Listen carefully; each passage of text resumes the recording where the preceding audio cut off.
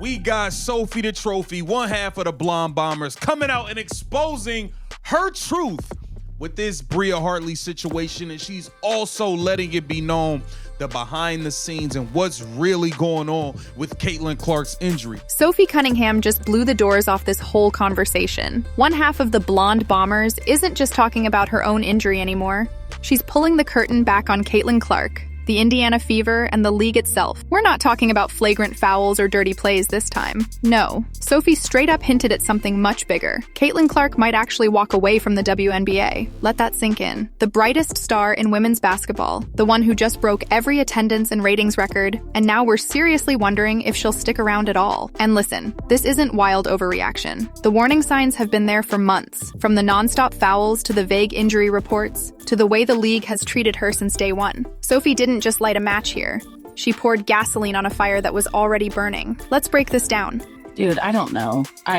Everyone keeps asking, everyone's like, you know, and I'm like, literally, she doesn't even know. Like, it's just like a day by day legit type of thing. And so, yeah, she's close, but like, you also have to remember, like, she could be playing if it wasn't in the WNBA by now, but like at this level, with how deep and like how good people are nowadays in our league, which is the best it's ever been, like, you can't just be good. You have to be on top of your game. And so just trying to get her back in game shape, I think, is what they're trying to do. But like, Caitlin Clark isn't some rookie trying to find her footing anymore. This is her second year in the league. By now, you'd expect the WNBA to have figured out how to protect its biggest star. But instead, game after game, she's been left out there as a target. She's hacked on drives, shoved to the floor, grabbed off the ball, and half the time, the whistle doesn't even blow. Fans don't need slow motion replays to see it. It's obvious. And that constant punishment has a price. Listen to her expose what is really going on with Caitlin Clark's injury, and has she been able to play or not, and much more. Let's take a look. I don't, because I know Bria and I'm actually really good friends with Bria, and I have been waiting to get on the pod and so we could talk about this because I did want to tweet it out, but I don't think that there was no ill intent. I think it was basketball play. I was just in the wrong spot at the wrong time. She fell. Like, there's no way that she would go in there and potentially try to hurt me. And so I have nothing but love for Bria. And I even like told my mom, because she tweeted something. I was like, no, Mom, like, I get it, but like. First came the groin strain, a tough injury for any athlete because it limits explosion, quickness, and balance. Just as she was working her way back, boom, another setback, a bone bruise. That's not just a little knock. Bone bruises can linger for weeks, even months, if you don't handle them properly. For a player like Caitlin, who relies on sharp cuts, deep range shooting, and absorbing contact in the paint, that's a nightmare scenario. So what do fans get in terms of updates? A vague label, day, today, that's it. No timeline, no transparency. But here's the problem. Day to day sounds hopeful until you realize weeks have passed, and the same line keeps getting repeated. Day to day turns into week to week, then month to month, and before anyone realizes it, the entire season can slip away. Even Sophie Cunningham admitted it. Caitlin herself doesn't know when she's coming back. Think about that for a second. We're not talking about a role player or a bench piece. This is the face of women's basketball.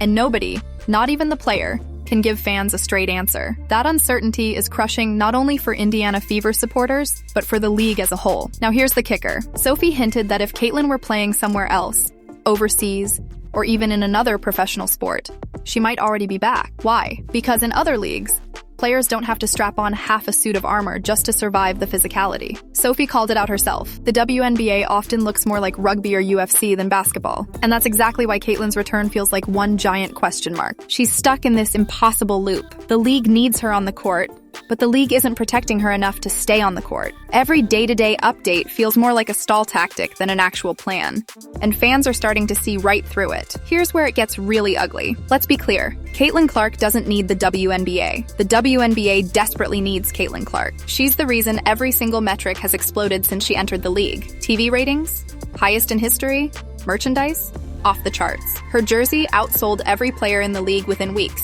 Ticket sales? Fever games sell out on the road because people want to see her. Without Caitlin, half these arenas would go right back to being half empty, and ESPN wouldn't be giving the league primetime coverage. That's not opinion, that's fact. But instead of protecting their biggest star, the league has turned her into a target. Night after night, Caitlin gets shoved to the floor, whacked on the arms, grabbed off the ball, and nothing. No whistles, no protection. Then, the moment she shows frustration, technical foul. The moment Sophie Cunningham makes a joke about officiating, instant fine. Meanwhile, Other players and even coaches get away with much worse. Take Paige Buchers, for example.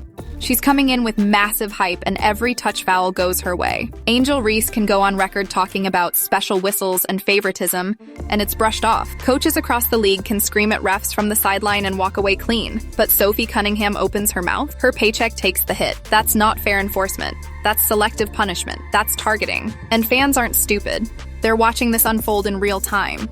They see the difference in treatment. They see how Caitlyn, the one who's literally carrying the league's popularity on her back, is taunt. He one being treated the worst. That double standard doesn't just frustrate fans, it destroys credibility. Because once the audience starts believing the officiating is biased, every call looks suspicious. Every no call looks intentional, and that perception is toxic for a league that's trying to build trust and grow. Sophie Cunningham basically held up a mirror and forced the league to look at itself. She said what everyone else has been whispering. There's a double standard. Some players get the superstar whistle. Some players get the league's PR protection. And Caitlyn Clark, the one who should be at the top of that list, is instead being left vulnerable, physically and politically. And when fans see that, they don't just get mad. They start asking the bigger question. Is this personal? Why is the face of the WNBA getting treated like the villain? Why are the players who drive the least ratings getting the most protection? That's not just a bad look. It's a crisis. Because without Caitlyn Clark, there is no current WNBA momentum. And every double standard call, every fine, every no call, just pushes her one step closer to saying, I'm out. All right. Let's play this all the way out. What actually happens if Caitlyn Clark looks at this situation, the constant fouls, the vague injury updates, the double standards, and finally says, enough is enough? Scenario 1. She sticks it out. In this world, Caitlyn Clark powers through the pain, rehabs her body, and comes back stronger. Best case, she racks up MVP trophies, breaks even more records, and drags the WNBA into a new era. The league is forced to treat her like the superstar she already is, because she's simply undeniable. But that's the fantasy version. The darker side? The injuries keep piling up. The groin never fully heals. The bone bruise lingers. The physical toll wears her down. Instead of talking about championships and longevity, fans are left wondering about what could have been if the league had done more to protect her. And nothing haunts a sport more than a what-if story. Scenario 2. She takes the Europe card. This one is very real, because so many WNBA stars already do it in the offseason. In Europe, the paychecks are bigger, the season is shorter, and the treatment of players is often better. Imagine Caitlyn Clark in Spain, Italy, or Turkey, filling up overseas arenas while American fans are staying awake at 3 a.m. just to stream her games. That would be embarrassing for the WNBA, no question. You'd have your biggest American star turning into an international sensation, while the league that made her famous struggles to fill seats back home. And let's not forget, over there she'd be treated like royalty, not a punching bag. Scenario 3. She pivots completely out of basketball. This might sound crazy, but it's not. Caitlyn has already talked about her love of golf. She doesn't have to be Tiger Woods to succeed. She just has to show up. Look at Paige Spiranak. She turned skill and marketability into a global brand. Caitlyn could do the same on an even bigger scale. Sponsorships, endorsements, media appearances.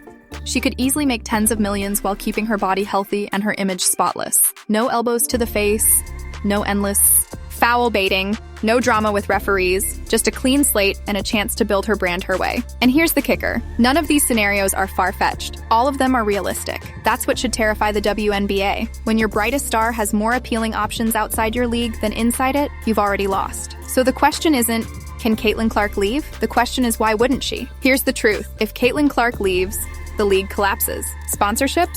Gone. TV ratings? Tanked. The Caitlyn Clark effect that made women's basketball a household conversation vanishes overnight. The WNBA would be back where it was before 2024, scratching for coverage, begging ESPN for airtime, and struggling to sell tickets. And fans wouldn't blame Caitlyn.